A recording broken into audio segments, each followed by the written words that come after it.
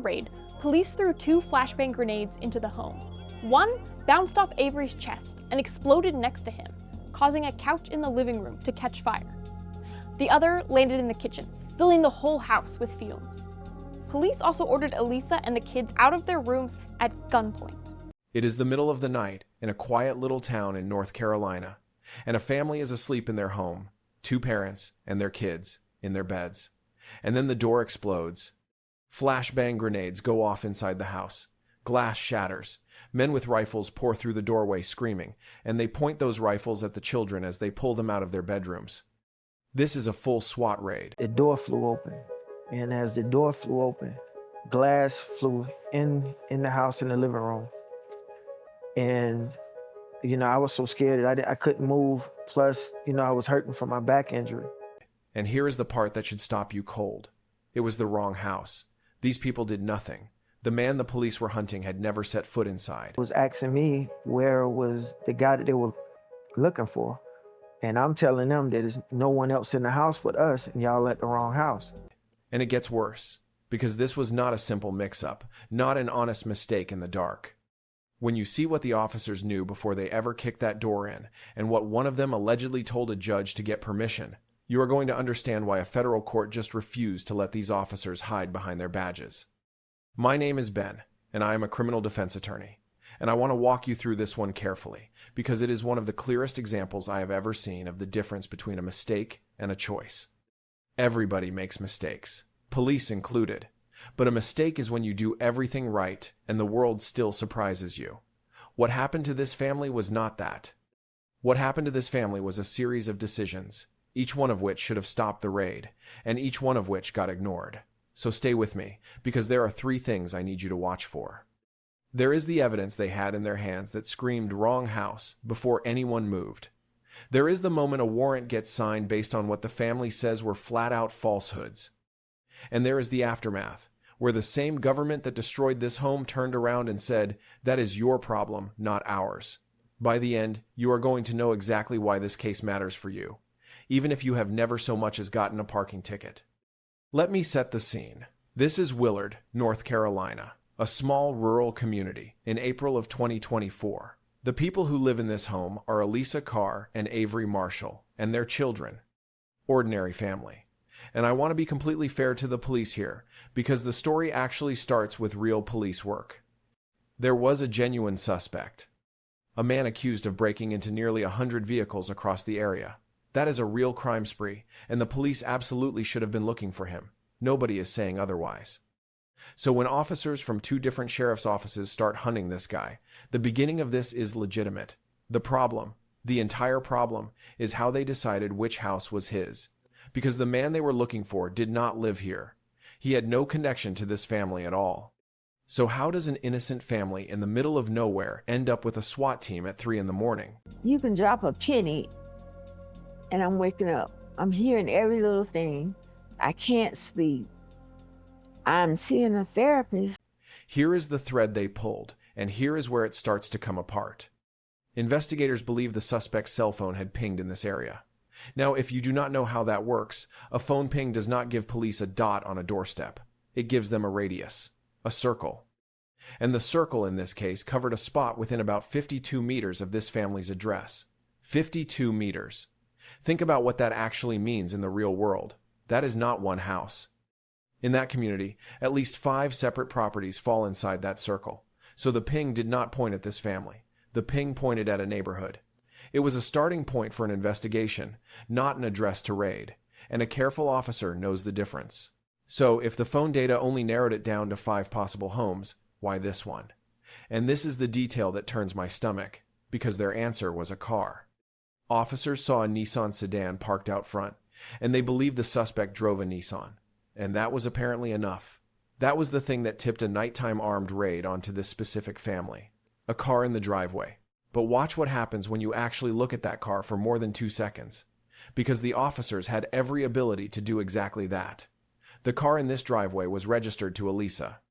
It was registered to her, at this address, in her name. It was a different model from the suspect's car. It was about 10 years newer than the suspect's car. It had a different license plate. And it had a different vehicle identification number. Different model, different year, different plate, different VIN, registered to the innocent homeowner. Every single identifying feature that a police officer is trained to check, and that any officer can check in a couple of minutes from the seat of a patrol car, pointed away from this being the suspect's vehicle. They did not have a partial match that they misread in a hurry. They had a car that was wrong in every way you can measure a car, and they treated it as a match anyway. And this is the first thing I promised you would watch for. The evidence that screamed wrong house was not hidden. It was not something you needed a lab or a subpoena to discover months later. It was sitting in the driveway with a license plate bolted to it. The information that would have called off this raid was available before a single officer stepped onto the property. So when people say honest mistake, I want you to hold that phrase up against this fact. An honest mistake is when the truth is hard to find. This was the opposite. The truth was easy.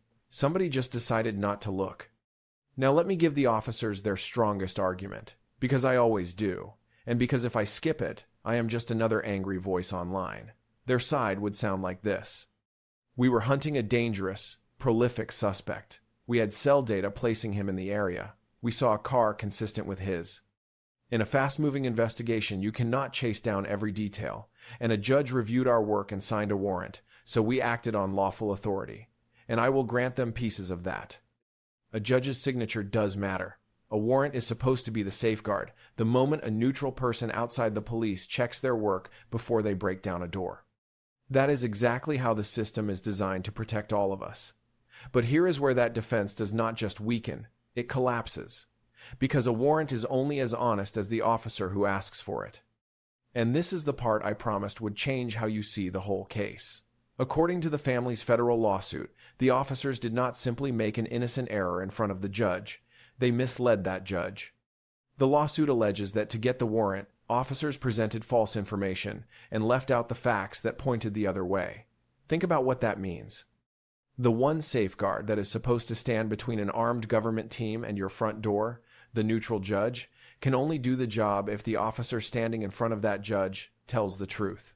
A judge does not independently investigate. A judge relies on the sworn word of the officer.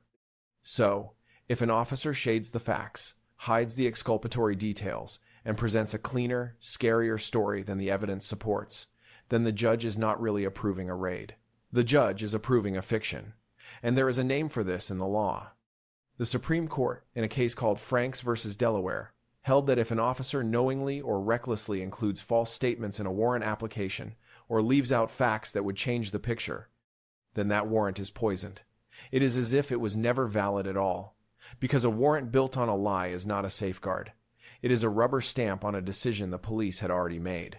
So put those two things side by side. In the driveway, a car that was wrong in every measurable way, and in front of a judge, according to this family, a story that left out everything that did not fit. That is not one unlucky coincidence. That is a pattern of looking away from the truth at every point where the truth would have stopped them.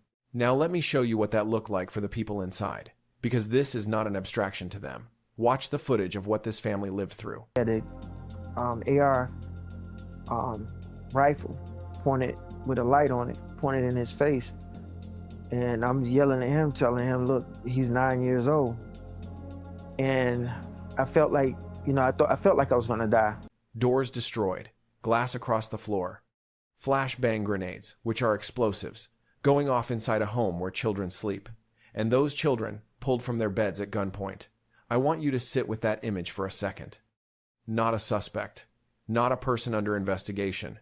Kids, in their pajamas, with rifles pointed at them, in the one place on earth they are supposed to be safest. I was just sitting there gasping for breath, and I couldn't breathe. And my heart started fluttering like the time I had my past 2 heart attacks. So I told the officer, I was like, I can't breathe.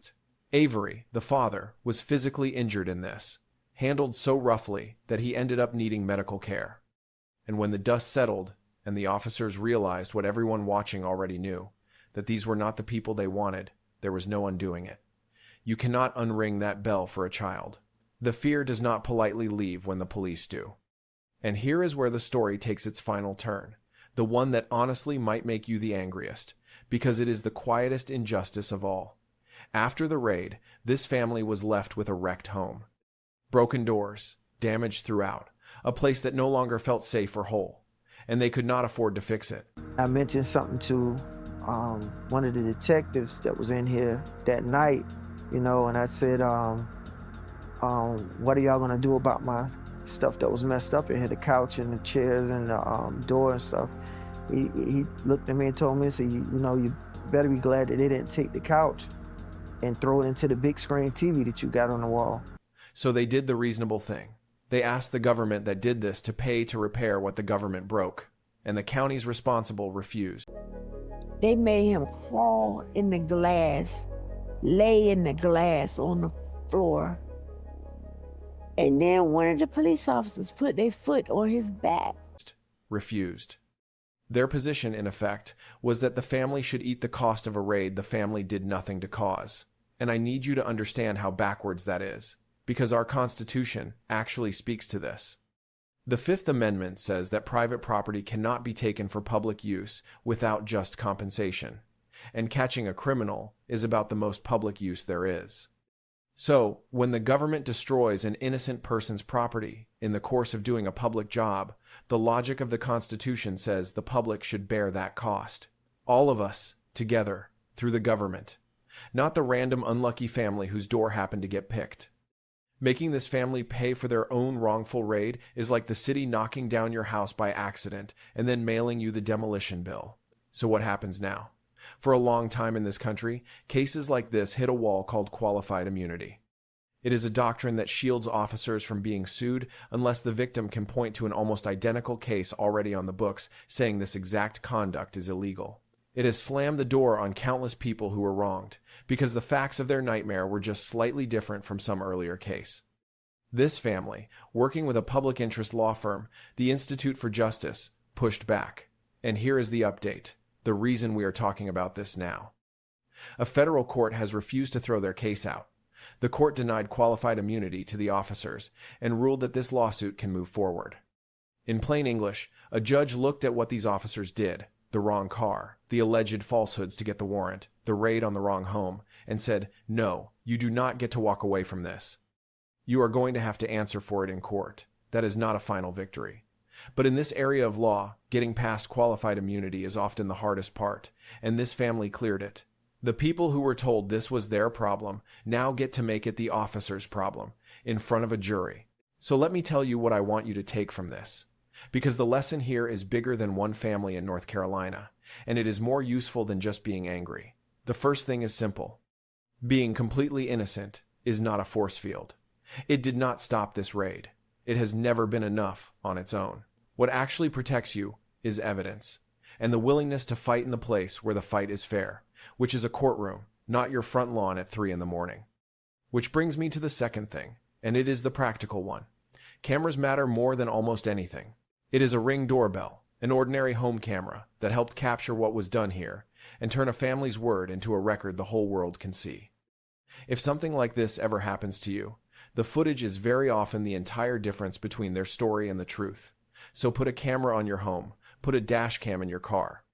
Not because you expect the worst, but because if the worst ever comes, you want a record that does not blink, does not forget, and cannot be talked out of what it saw. And when it does happen, in the moment, you survive it. You do not argue with rifles. You do not resist. You do not run. You keep your hands visible, and you stay alive. You say, as calmly as you can manage, I live here. I do not consent to any search, and I want a lawyer. And then you let the cameras in the courtroom do the work, because that is the ground where an innocent person actually wins. Elisa and Avery did not get justice on the night their door came down. I do not feel secure living in this house. After it happened, I wanted to move. I didn't want to live here anymore. They destroyed my family, and they need to know that. That night, the power was entirely on one side. They get their justice now, in a lawsuit, with a court that just told the government it has to answer for what it did. If this one hit you the way it hit me, do me one quick favor, because the vast majority of people watching right now are not subscribed. Tap that subscribe button, because I break down a real case just like this one every single day, and the next one might be the thing that protects you or someone you love. Put a dash cam in your car and a camera on your door, because in cases like this, the footage is everything. And if you want to help this video reach more people who need to see it, hit that hype button underneath it. It genuinely helps a channel this size get seen. I am Ben, and I will see you on the next one.